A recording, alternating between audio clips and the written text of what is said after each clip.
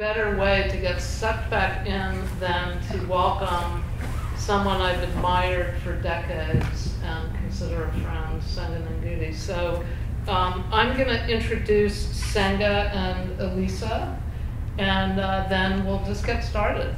And it's great to see all of you here on a trafficy Friday, so thanks for coming. As you know, after the dialogue, which will be over by 7, we will welcome you over to the gallery for the opening of Senga's show. So it's really a great evening, I think.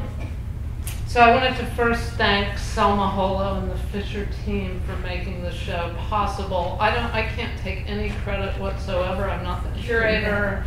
I didn't make it possible, except that I planted the seed to bring the show to LA. I thought it was extremely important that one of the most important artists of the Black artist movement, as well as the feminist movement, had her show where she did so much of this important work. So I'm especially excited about it for that reason as well.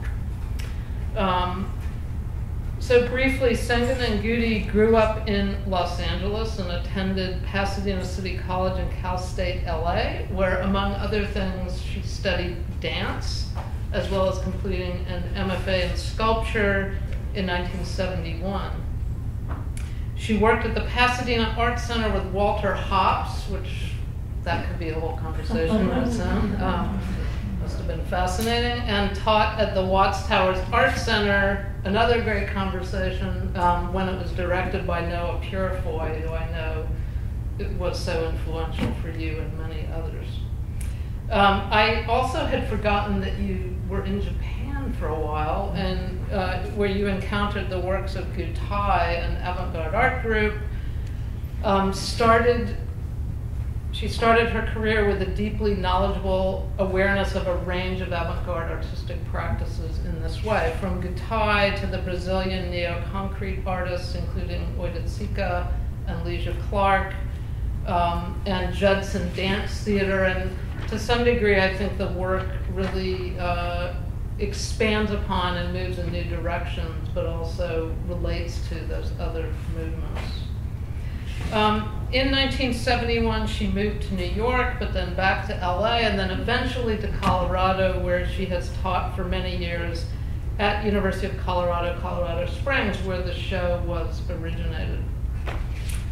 In LA, as you'll see in the show, she worked collectively with artists from Houston Conwell to Marion Hassinger and Dave Hammonds, and these people and others participated in some of the most important performances in urban space and in galleries, such as the 1978 Ceremony for Freeway Fest, my personal favorite. So her art practice has been at the cutting edge of employing myriad materials, from water and plastic to pantyhose, for which you've become justly famous, to activate bodies in space. She described her work in Art Forum in 2014 as functioning in this place between art and movement, and as such has long spearheaded the broad shift towards performative art practices over the past decades. Elisa, author who co-curated Senga Nengudi Improvisational Gestures with Nora Abrams, who couldn't be here unfortunately, is known as a feminist curator and scholar. She's currently the Wingate Research and Collections Curator at the Museum of Arts and Design and a visiting professor at Bard Graduate Center. Her book, String Felt Thread, The Hierarchy of Art and Craft in American Art, 2009, was the first major book to study systematically this key issue in the valuing of art versus craft in the US. And her edited volume, West of Center, Art and the Counterculture Experiment in America, is a crucial handbook on this period. So I'm really happy to have you both here. Can you come and join me so I won't be so lonely?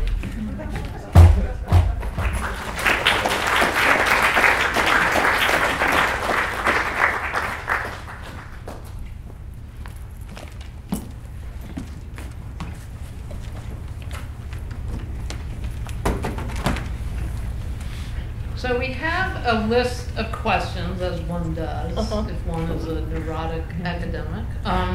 But we're going to be very loose about it, and we want to just really be in dialogue for at most 20 to 30 minutes so that you can all be in dialogue with Senga and have as much of the time at least taken up by that. So, you know, just very simple beginning questions about the beginnings of your career and where you came from, and could you talk a little bit about that? The New York versus LA, why you moved to New York in '71, why you moved back.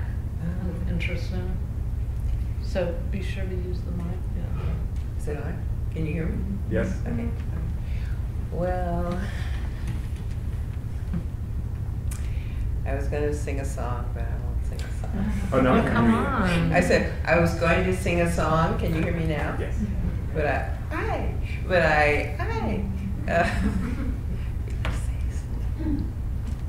I was going to sing a song, but I'm not. I moved here when I was 5 with, of course, my mother, and this is kind of a roundabout way, but initially when I was in Chicago, where I was born, I went to Catholic school, and so when we came here, I thought, okay, you know, I'll go to Catholic school again. However, in Pasadena, they would not allow that. So I had to go to public school because it was, you know, not allowed. And why wouldn't they allow it? Because I was black. Okay. Simply spoken. Wow. Yeah, and it was kind of shocking to me too. But even though my family was AME, Catholic school was the choice when you're in Chicago because of the issues there. And I'm saying all this because this issue of ritual, you know, has continued through my work, and that's kind of the beginnings of that interest in ritual. And so I went through the whole system. I went to Fauché Junior High, which is right down the street. Yes, down the street. And Dorsey High. So I've been through it, and since I've been here, I've kind of gone through memory lane, and you know, it's fascinating to visit all these haunts that form me. Yeah. So what prompted you to move to New York in '71? Well, one of my instructors said, you've got to go to New York for boot camp. You know, if you want to be an artist, you know, if you want to set a course for yourself, then you need to go to New York, and that's what pushed me to go to New York. Did you? How long were you there? Just 3 years, just 71 through 74. And then what prompted you to come back? Was the boot camp too much? No. Pregnancy. So I came back because I wasn't up, as we've spoken about, I wasn't up to lifting carriages and everything up and down the subway stairs, and it just felt like I really needed to be home. Do you want to talk a little bit about, wait, this really doesn't sound like it's on. Yeah. Do you want to talk a little bit about your earliest days here, coming of age as an artist, and the scene? Like there are works that aren't included in the exhibition, your earliest in fact, which are the colored water sculptures. Maybe you want to talk a little bit about that and how they were received? Yeah, I always have been interested in the body and the sensuality of the body. And so when I came upon this heat sealing situation where I would heat seal forms, I'd create a form, heat seal it, and then color the water. I wanted, even then, for the person that was looking at my art to interact with it. I wanted them to touch it. I wanted them to feel that sensation. So it wasn't just looking at something. They had to participate, even then, in what I was doing. Can I read a response from David Hammonds about that early work? Sure. Okay. We talked about this today. He recalled that the work was outrageously abstract for the 60s when everyone else was doing political art. He goes on to say, no one would even speak to her because we were all doing this other political work, and this work just like stood out. Like no one had seen anything like it. Is that really what it was like? No, I mean, I was spoken to. That part I thought was a little bit of, Right, yeah, right. exaggeration. I was spoken to. I mean, but no, that was my first foray into the art world. So, you know, there wasn't that much attention given it, but yeah. And how did that, like, relationship to abstraction come about? Because that seemed to be early commitment from the get-go. Right, it was a commitment, and I don't know. You know, I genuinely don't know. It's just, you know, you gravitate to certain things, and that was my gravitational pull was in that way. Well, what motivated you to be so so adamant about participation? You know, about giving the audience to be part of the work, because that was obviously a very new idea. Yeah. I just actually, it kind of goes back to my mother, because she always had something for people to do. You know, she had the golden finger. Oh, you do that. Oh, you do that. You do that. And so it was sort of like that. I wanted people to, you know, have an experience with me, not, you know, separately. How did that resonate with what the feminists were doing at the time? Because you and I, when I interviewed you years ago, we talked quite a bit about that, and both about the strategies they were using and how you felt, you know, marginalized by the way that they functioned. Yeah, I felt very marginalized that? by the feminist movement, because it just, it almost felt like some of us were tools to be used as opposed to co-participants in creating something. It was sort of like bean counting, you know, the sense of diversity and inclusion kind of felt like it was coming from that as opposed to a genuine sense of interaction and co-creating, like I said. I mean, one of the performances we don't have documentation for is something we did at the Women's Building. Do you want to talk a little bit about that? Which one?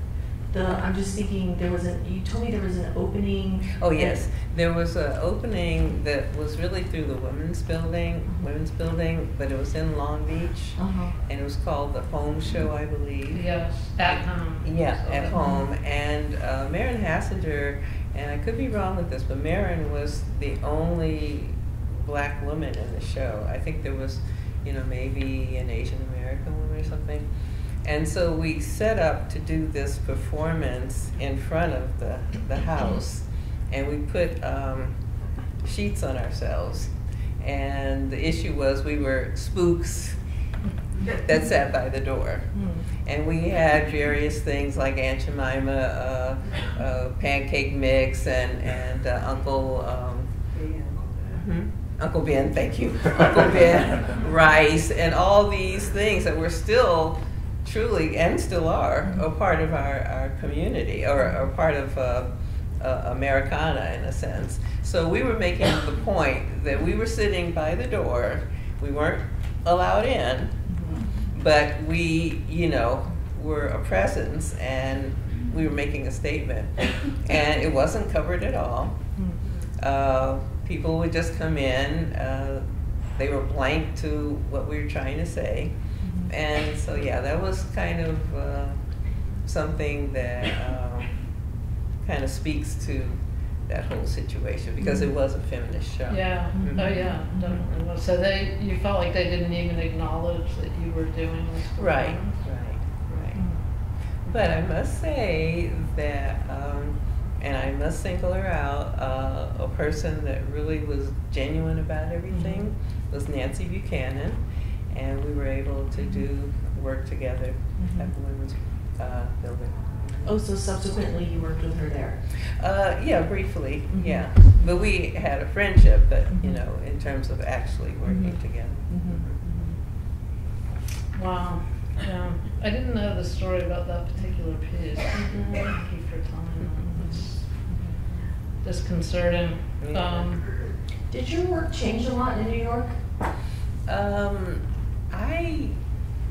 I wanted to find myself in New York. I wanted to have the Black experience because in LA it was a little bit different. It wasn't as, culturally intense, you might say. So I was very shy about it.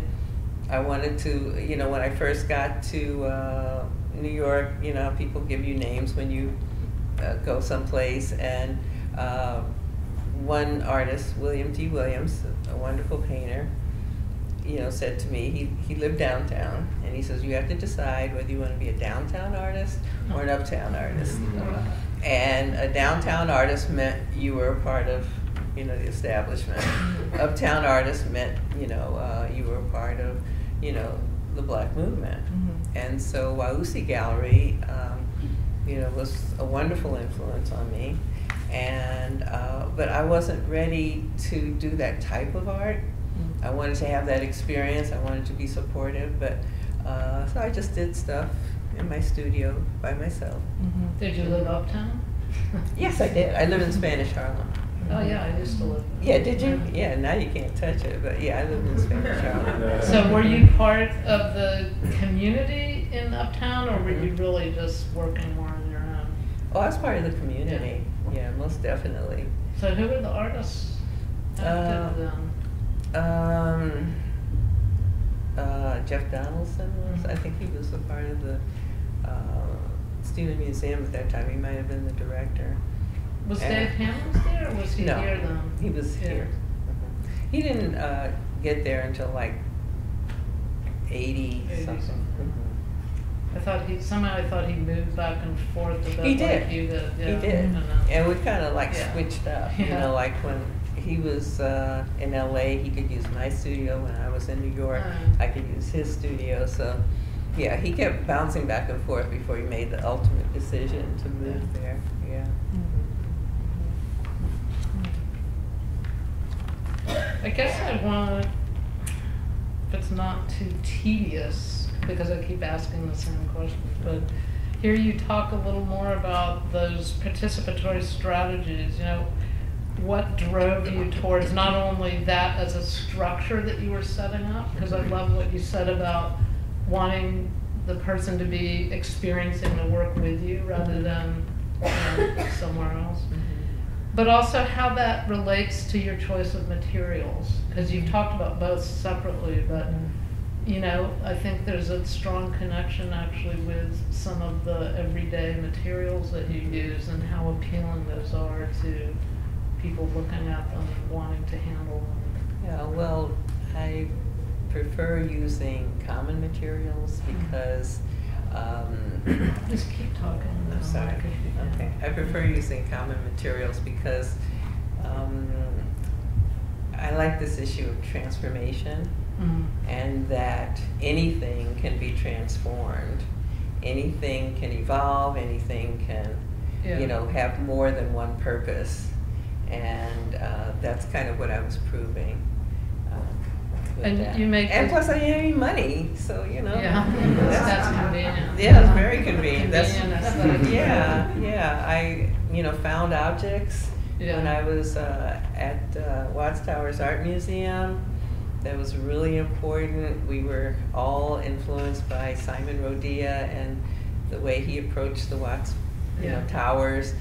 Just going around gathering stuff and building this incredible thing. So we were all, influenced by that, and certainly influenced by Noah Purifoy. Yeah. And you taught some classes there? Yeah, I taught classes there. And at that point, it was right. They were not like professional. Yeah, they were. Yeah, and at that point, the center wasn't there. There was a little house that we had called the White House, and all the art classes took place there, or in the shell. At that point, there was the Watts Towers Art Center. Right. Yeah. So I was really lucky because I had this incredible experience at the Watts Towers Art Center, experimental, exploratory. it was right after the riots and so on. So everything had changed, you know. Everything was cleared to do something different and new. And then I was at the Pasadena Art Museum, which was also doing similar things, like with happenings and so on. And I thought, oh, you know, I don't have to be that great a dancer to, you know, do what I want to do. You know, I can shape this the way I want to. Yeah. You know, I don't have to go by the rules.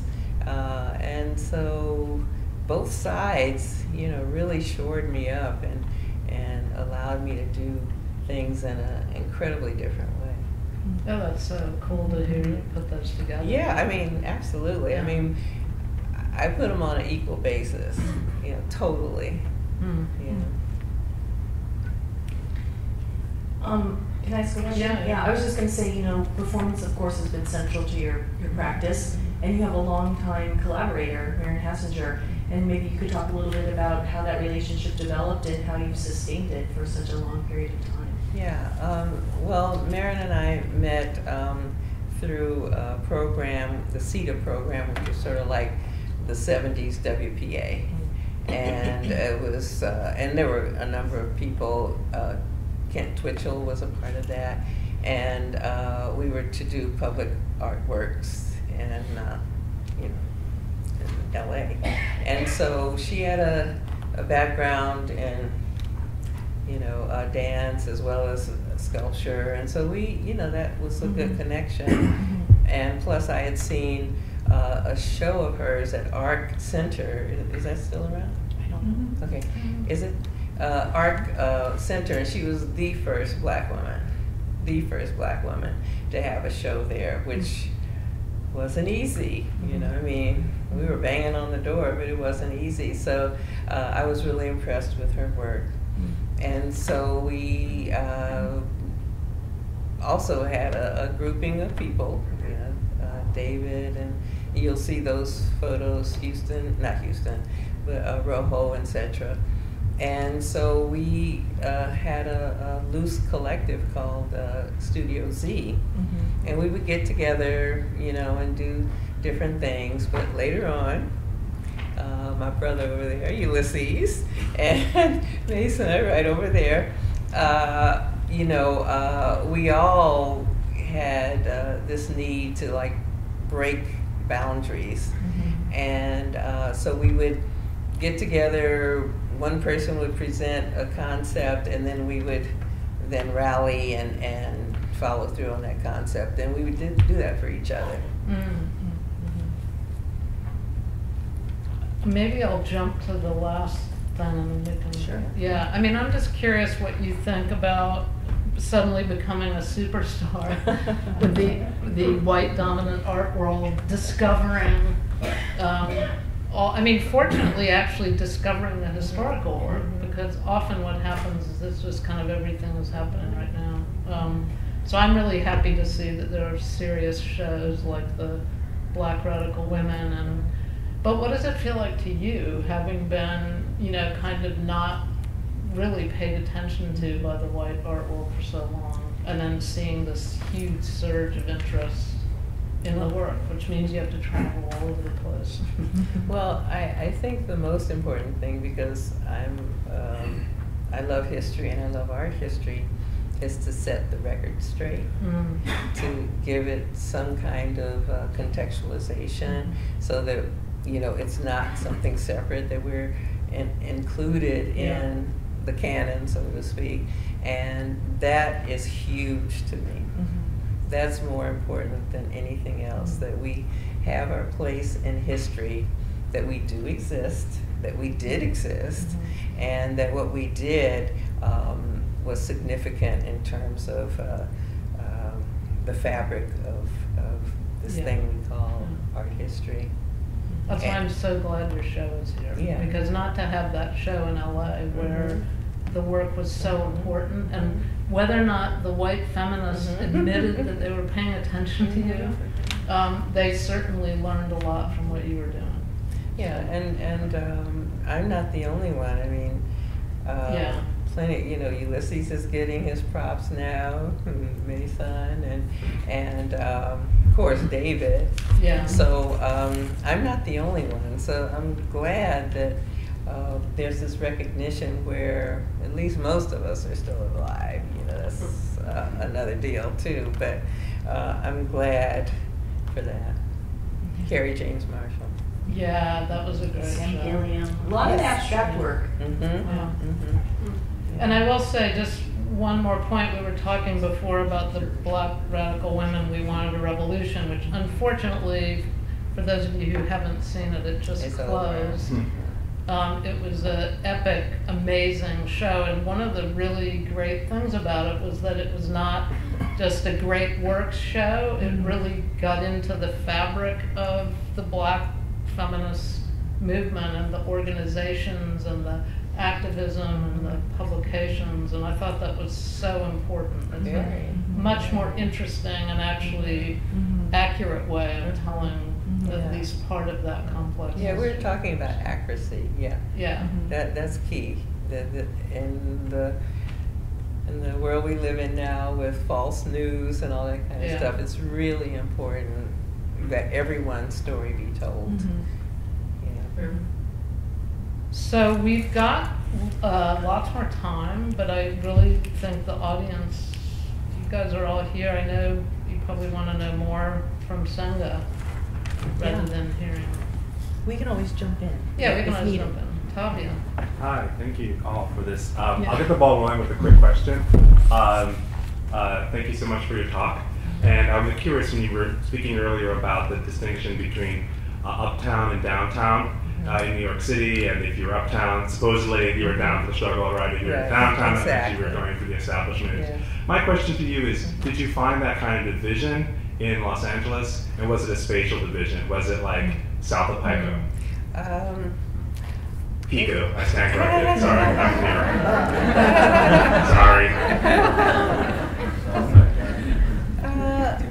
Sorry. Somewhat. There's always this issue about, the west side and the east side and the south side, south central LA. There was a bit. I first showed at a place called Pearl C. Woods Gallery, which was run by Greg Pitts, and that was a place where we could do whatever we wanted. It was a little bit different from Brockman Gallery, and also another gallery. There were very few in that day.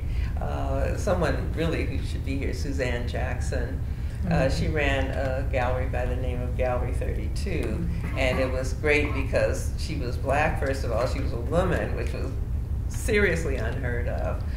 And it was a great place. There was a show we had called the Sapphire Show, where all the Black women, not all, but a group of us had a show, and that was really huge and significant. And Suzanne has always been a person of style, and she had Afghans, and she was like Miss Hollywood, and just full of grace and elegance. And so there's only three places that you could show, really. And so there was a bit slight. I mean, we were all together. I mean, there was no, negativity, but there were different ways of approaching art.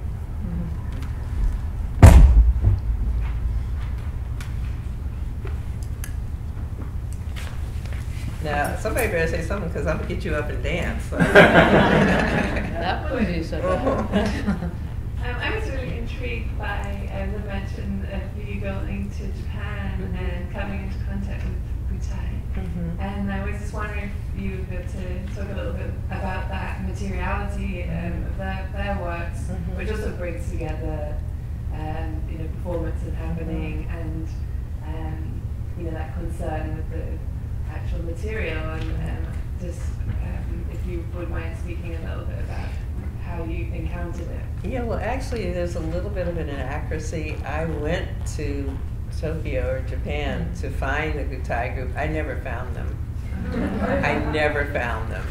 I followed their work and everything, but I never found them. But just as significant to me was the issue of ritual in everything, every aspect of Japanese culture.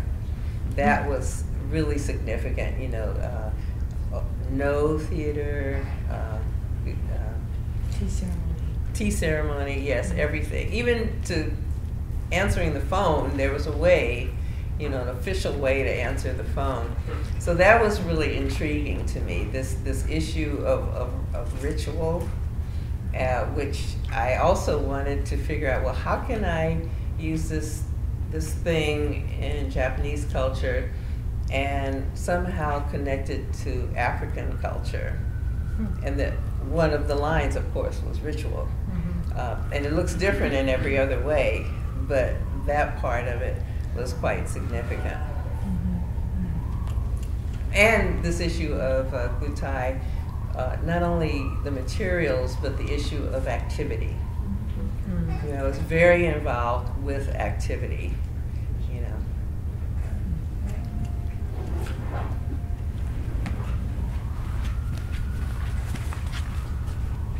This question is on the activity front, and it's sort of following up on the question of the sort of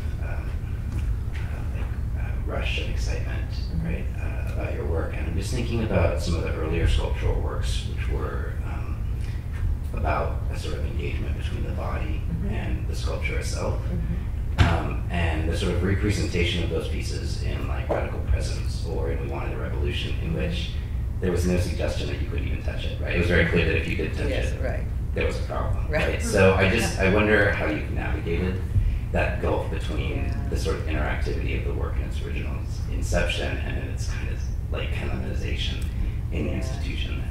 I hope this will not bore you, but I have to tell you this story. When I was little, I went to Clifton's Cafe. I told you about that. Yeah. And Clifton's was different then. It was pretty unusual. And the person that owned it, I think he was quite Christian. And so he had everything, you know, like false doors that would lead to, what do you call it, under the... Like a tunnel? No, well, A grotto? early Christian... Catacombs. Thank you, catacombs. So he had all these things, these layers of things going on. And so I went to the bathroom, I was like 9 or 10 years old, and there was this Jesus that was so big. I mean, he was huge, and you could sit on his lap. And I said, oh boy, this is great. And so I sat on his lap, and there was something that happened, you know, that happened in that moment where this issue of having something three-dimensional that you could touch, you know, was very attractive to me. And I honestly do think that's why I got hooked into sculpture. But unfortunately, the issue is my stuff is so delicate that people lose that moment. So I don't know, I haven't resolved it yet.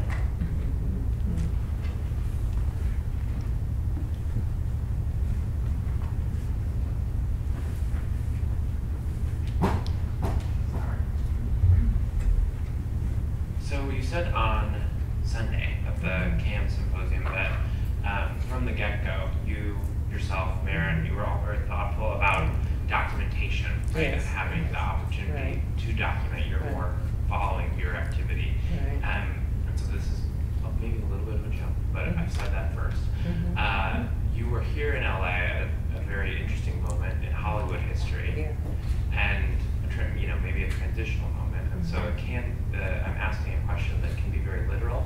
You know, did you watch movies? What part in your life did literal movies have? But then also, you know, did you feel the very large specter of Hollywood film and television, the camera, you know, writ large, as you yourself were documenting and self-documenting? Of course I looked at movies, but the most important thing besides our art and the way we dealt with art was music. And so we were all fans of Sun Ra, we were all fans of Chicago Art Ensemble, and the way they approach music, because, you know, even when you go back to African culture, the drum is what tells you what's going on. And so that was something that was really important to us, to be guided by the music, by jazz, by experimental music. That was the glue. That was what we were tending to and thinking about. And, you know, what better example could we have than improvisation in jazz? I have a question since I have the mic already.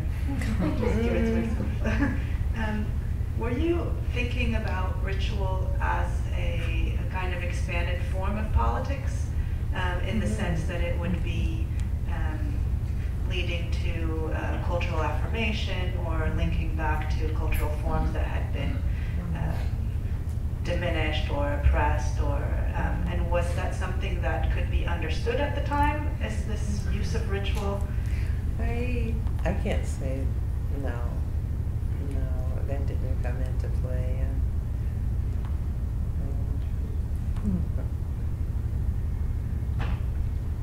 I also had a question about the role that ritual plays. I really appreciate the way that you've been highlighting these moments in childhood that have sort of connected you to lasting and strong choices that you made, like abstraction and participation. But I was wondering if ritual has a similar type of origin story for you.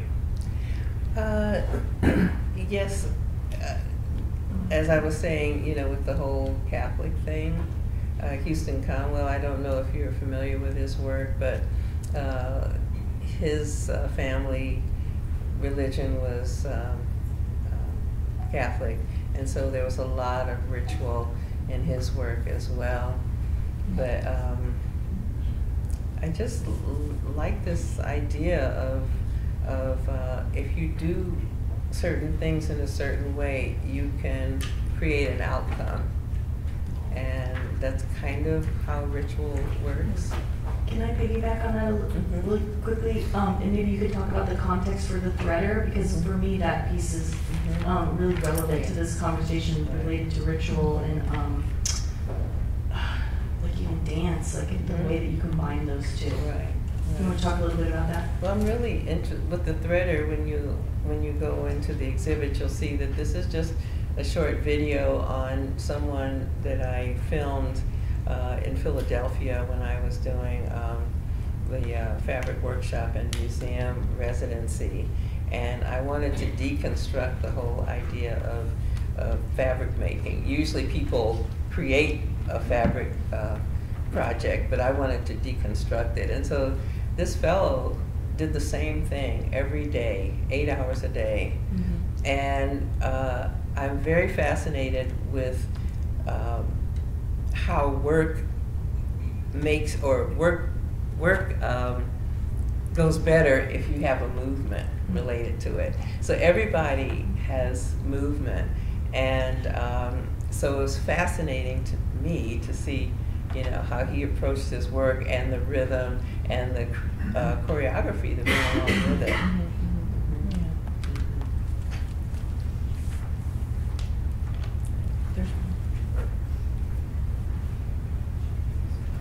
Thank you so much for your work.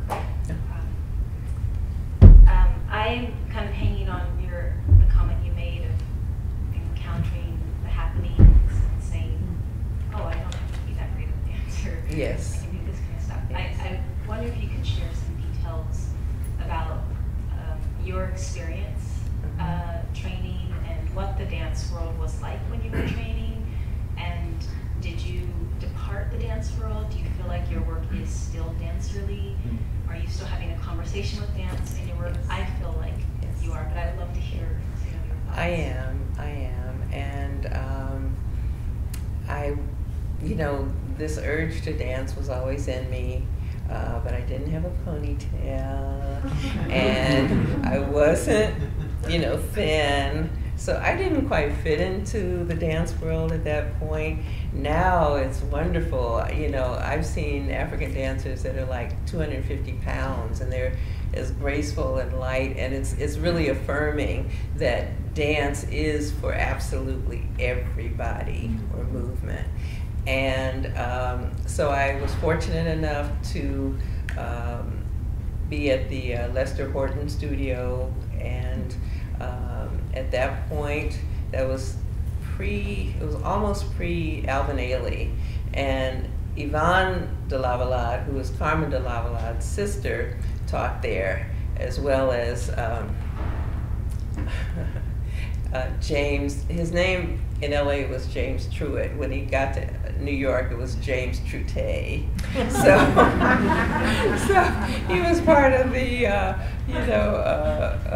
Alvin Ailey dancers. So I was just so lucky to have that experience, that historical experience. Even though Lester Horton had died at that moment, at that time, still they were carrying on his legacy. And he had a reputation for just incorporating a wide, diverse range of dance. Oh yes, and dancers. Mm-hmm. Yeah. So I was a teenager at the time, but it was a thrill. And when I was in college, I couldn't decide whether or not to be a dance major or an art major. And I decided on an art major and a dance minor because I figured, well, if you're an artist, you can go on and on and on until you're 90 or whatever. In the dance world, it's very limited. Once you can't do it physically anymore, then your only option is to dance, to teach or to do choreography. But, as I said, movement is for everyone, and that's very exciting for me. And I hope that other people can have that same experience. Every single person in this room has a different way of moving, has a different way of walking across a room, and that excites me because I'm seeing choreography, unintended choreography, as I see people move about, and that's exciting. And then also I can then, maybe create something with that vocabulary that I've seen in the world. But yeah. So are you going to get us to dance? Or do we just have to dance over to your show? Yeah, you have to dance over to my show. Yeah, you can do what do they call it? What do you call that cross step? Maybe grapevine. You can do a grapevine over to the show. Each person can figure out another way of moving. I don't think we have any toe dancers here. I don't think you could toe dance over there, but it's an interesting thing. Someone said once, I can't remember who it was, that you should never cross the room in the same way twice.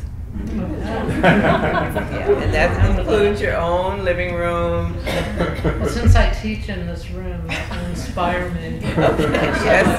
Yeah, right. Well, I think we should let everyone see the show. Yeah. And I just wanted to thank you again for your work and for being here. Yeah. And such an inspiration. The show has traveled quite a bit, and it's so significant that I'm able to end this tour here. So significant. I'm really happy about that. Yeah. So, everyone, thank you for being here.